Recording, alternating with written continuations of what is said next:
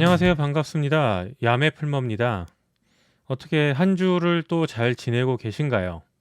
벌써 한 주도 또 끝나갑니다.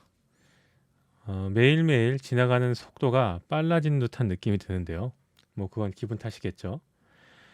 하여튼 또 한 주 마무리 잘 하시길 바라고요. 또 프로그래밍, 코딩 공부도 잘 열심히 함께 하길 바랍니다. 자, 오늘은 투어 오브 고 거의 막바지에 다 오고 있죠. 오늘은 메소드에 대해서 좀 보려고 합니다. 드디어 이제 이 고 언어를 가지고서 클래스, 객체라는 것을 어떻게 이용을 하는지, 그리고 이 고 언어에서는 객체 지향이라는 것에 객체를 어떻게 정의하고 있는지를 좀 살펴볼 수 있을 것 같습니다. 네, 그래서 오늘 볼 내용은 그래서 오늘은 요 투어 오브 고의 메소드와 인터페이스 부분의 메소드 부분을 간단하게 살펴보려고 합니다. 네. 자, 이 메소드라는 용어는 처음 들어보시는 분들도 있을 거고, 처음 코딩을 해보시는 분들은, 그리고 이제 뭐 여러 프로그래밍 언어를 다 습득해 보신 분들, 경험이 있으신 분들은 메소드라는 용어 대단히 귀에 익으실 거예요. 결국에 이 메소드라는 거는 어떤 특정 객체의 로직이 들어가는 함수라고 하면 되겠죠. 그러니까 쉽게 생각을 하면은 객체 안에 들어있는 함수를 메소드라고 한다. 결국에는 함수나 메소드나 크게 다를 건 없습니다. 자, 이 객체 지향이라고 하는 거는 이제 90년대 초 이후부터 이 프로그래밍 쪽에서 객체 지향 프로그래밍이라고 하는 어떤 프로그래밍 패러다임으로 이제 시작을 해서 지금은 거의 대다수의 프로그래밍을 할 때의 그 설계나 구조를 할 때 이 객체 지향 패러다임을 이용해서 프로그래밍을 하고 있죠. 뭐 이름에서 나온 것처럼 객체 지향이라는 말은 말 그대로 우리가 어떤 물건을 만들거나 어떤 프로그램을 만든다라고 했을 때 그 프로그램의 최소 단위, 뭐 최소 단위라고 하면 표현이 좀 애매할 수 있겠네요. 어떤 프로그램을 만든다고 했을 때 프로그램을 여러 개로 쪼개서 구역 단위로 기능 단위로 쪼개서 만든다라고 할 때 한 그 단위를 이 객체라는 녀석으로 만들어서 구성한다라고 생각하시면 될 것 같아요. 뭐 예를 들면은 보통 프로그래밍 학원이나 이런 데서 또 학교에서 이 객체 지향이라는 걸 처음 가르쳐 줄 때 뭐 자전거 같은 거를 만드는데 비유를 해서 보통 설명을 많이 하죠. 그래서 우리가 뭐 그 일상생활에 있는 어떤 제품을 만든다, 어떤 구성품이 된다라고 했을 때 여기 보이는 예를 들어서 키보드를 가지고서 그런 부분을 설명을 해보자면은 이 키보드가 있으면은 이 키보드에 눌러지는 이 안에 스위치들이 있지 않겠습니까? 이런 스위치 하나하나가 객체라고 보는 겁니다. 그래서 이 스위치 버튼 스위치 객체가 여러 개가 이렇게 있는 거죠. 그리고 이 키보드의 겉 프레임 부분도 하나의 객체가 될 수 있는 거죠. 예, 이런 식으로 어떤 기능을 가진 부품 하나하나 단위를 이제 객체 지향, 뭐 객체 단위로 이제 프로그래밍을 한다. 이런 식으로 이해를 하시면은 이해가 좀 쉽지 않을까 싶습니다. 자, 거의 대부분의 언어들이 프로그래밍을 할 때 객체 지향 패러다임으로 프로그래밍을 할 수 있도록 어떤 클래스라든지 이런 것들을 제공을 합니다. 그래서 그 언어에서도 이런 객체 지향 프로그래밍을 할 수 있도록 지원을 하고 있고요. 우리 고 언어에서는 객체라고 하는 단위에 대한 정의를 메소드가 붙으면은 이제 객체다. 약간 이런 식으로 바라본다라고 생각하시면 될 것 같습니다. 그래서 조금 특이한 점이 있어요. 고 언어에서의 이 객체라고 하는 부분은 명시적으로는 클래스라는 문법은 제공하지 않지만 이 메소드를 붙임으로써 이제 객체라는 거를 만들게 되는데요. 한번 우리가 코드를 한번 직접 만져보면서 보도록 하죠. 자, 객체를 어떻게 만드냐? 고 언어에서의 그 메소드가 붙는 객체, 그러니까 메소드가 붙는 대상은 사실 어떠한 것에도 붙일 수가 있어요. 요거는 하나씩 볼 텐데, 대표적으로 투 오브 고에서는 일단 스트럭트, 이제 구조체에다가 이 메소드를 붙이는 형식으로 설명이 되어 있습니다. 그래서 예를 들어서 포인트 뭐 이런 거죠. 스트럭트 뭐 x 인트 y 인트 뭐 이런 식으로 있으면은 이 녀석에 뭐 메소드를 붙인다. 그러니까 그러면 이제 이 녀석이 클래스가 되는 건데, 이런 식으로 포인트에 디스트 뭐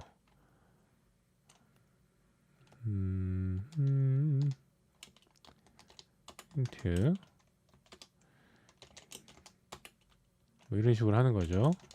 그래서 px 뭐 곱하기 px 더하기 py 더하기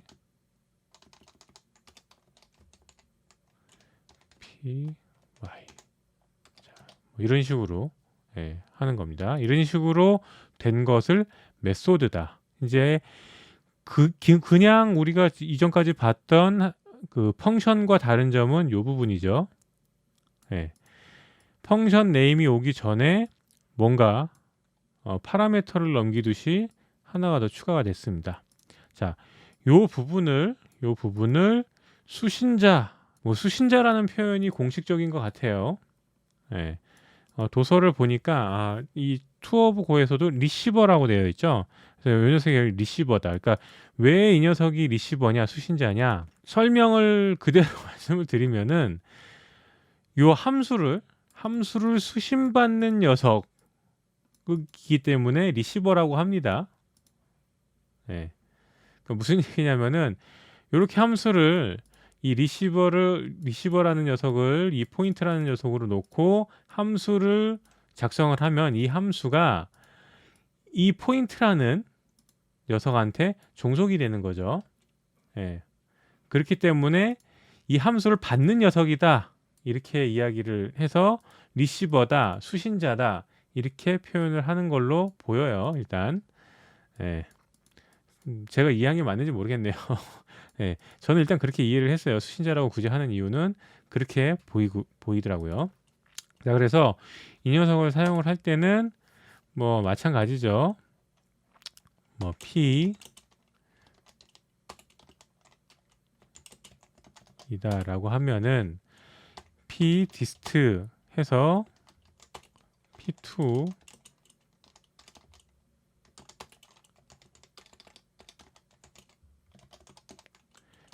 를 넘기면은 결과가 나오겠죠. 이런 식으로 호출해서 사용할 수가 있는 겁니다.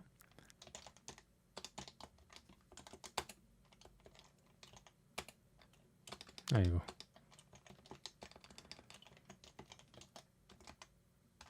이런 식으로요.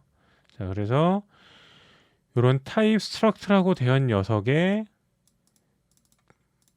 타입을 리시버로서 넘기면은 요 녀석은 요 포인트의 메소드가 되는 거고, 이 포인트가 지금 보시는 것처럼 우리가 프로그래밍 하신 분들은 어디 많이 보신 것처럼 마치 클래스처럼 딱 구성이 되는 거죠.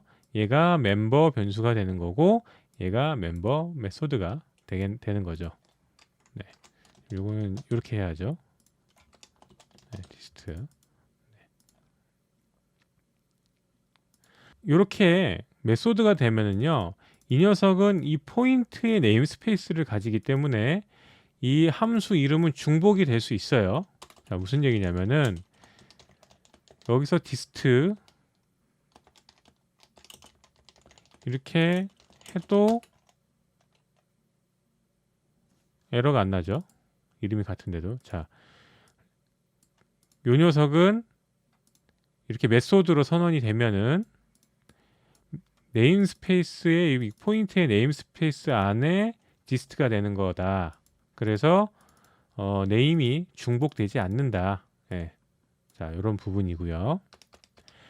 자, 그리고 지금 여기 리시버로 지정한 파라미터 P는 요 메소드 안에서 자연스럽게 호출해서 사용할 수 있는 거죠. 이게 무엇이냐? 우리가 클래스나 다른 프로그래밍 언어를 하신 분들은 뭔지 이제 이게 감이 오실 거예요. 이게 뭐냐? 자, 디스나 셀프 이런 걸 사용을 하죠. 그 일반적인 그 다른 언어들에서 클래스를 정의를 해서 메소드를 선언을 하면은 그 메소드, 그러니까 메소드가 자기가 있는 그 클래스 객체 안에 멤버를 접근할 때는 디스 또는 셀프 키워드를 이용을 하는데 고에서는 그런 방식을 사용을 하는 게 아니고 이 리시버 수신자를 이런 형식으로 마치 파라미터 넘기듯이 해서 직접 접근하는 방식을 사용을 합니다. 자, 그렇다고 한다면은 여기에도 규칙이 동일하게 적용이 되겠죠. 어제 우리가 함수를 공부를 할 때 고언어의 함수 파라미터는 기본적으로 복사 전달이라고 했죠. 네. 그래서 이 메소드에서 리시버 전달되는 것도 기본적으로 복사 전달입니다. 자, 복사 전달이에요. 자, 하지만 우리가 이게 간단한 타입의 변수나 뭐 이런 거라고 하면은 별 부담이 되지 않겠지만 예를 들어서 굉장히 사이즈가 큰 어떤 구조체나 뭐 배열 이런 것들을 가지고서 객체의 메소드를 추가한다라고 하면은 굉장히 비효율적이고 계속 복사가 일어나니까 별로 좋은 방법은 아니겠죠. 그래서 포인터로 넘길 수도 있습니다. 자, 이런 식으로요. 넘길 수 있는 거죠. 자, 포인터로 넘기면은 어떤 부분이 달라질까요? 요 리시버의 값을 이 메소드 안에서 직접 변경할 수 있겠죠. 변경하면 바로 적용이 되겠죠. 자, 그런 부분에 차이가 생깁니다. 자, 그리고 복사가 일어나지 않으니까 좀 더 효율적으로 사용할 수 있는 상황이 되는 거죠. 자, 그리고 아까 말씀드렸다시피 고 언어에서는 메소드가 제가 고 언어에서는 어떤 형식이든 간에 어떤 변수든 간에 어떤 객체든 간에 이 메소드를 붙일 수 있다라고 말씀을 드렸죠. 자, 뭐 바로 이런 얘기입니다. 예를 들어서 지금 여기 위에서는 포인트라는 그 스트럭트 구조체에다가 붙였지만 이런 식으로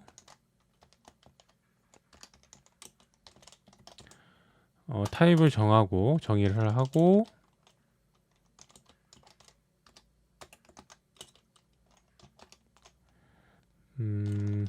그냥 대충 해보죠.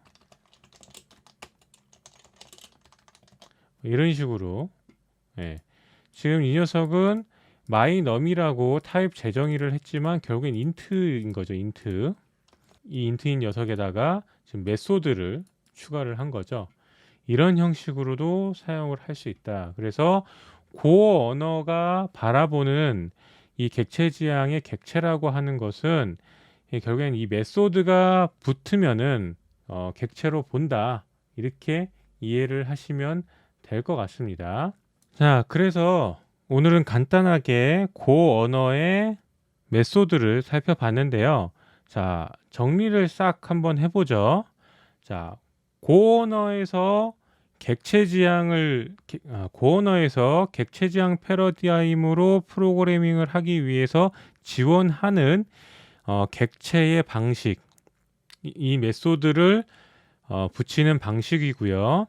고 언어에서는 객체라고 하는 녀석을 메소드가 붙는 어떠한 타입이든 간에 이 메소드가 붙는 녀석을 객체로 본다. 이렇게 정의를 한다라는 것이었고, 그리고 고 언어에서의 메소드라는 것은 함수의 리시버를 전달하는 방식으로 생성된 것이 메소드다. 이 메소드에 전달되는 리시버는 기본적으로는 그 함수 파라미터 넘기는 거와 동일한 규칙인 복사 전달이 되는 것이고요.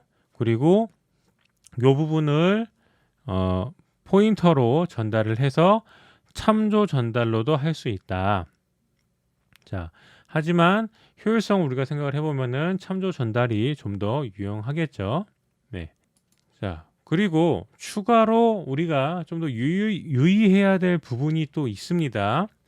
지금 보시는 것처럼 고언어에서는 어떠한 타입이든 간에 리시버로 전달을 할 수가 있어요. 자, 그 얘기는 예를 들어서 우리가 어떤 슬라이스 또는 뭐 어떤 맵이나 어떤 그런 구조를 만들었을 때 이 값이 널로서 존재할 수 있는 경우가 있습니다. 그런 경우에 이 리시버의 값이 널인 경우가 있을 수 있는데 요런 가능성이 있는 녀석을 리시버로서 메소드를 만들 때는 널 체크를 항상 해주시는 게 필요합니다. 예를 들어서 이런 포인트, 만약 이 포인트가 여기선 포인트로 인트 두 개의 값이지만 이 녀석이 특정 배열을 가지는 녀석이고 널일 수가 있다. 이 녀석 자체가. 그렇다고 한다면은 이런 식으로 메소드에 들어와서 그 메소드에 넘어온 리시버의 값을 참조할 때 이게 널이면은 패닉이 일어날 가능성이 있겠죠. 네.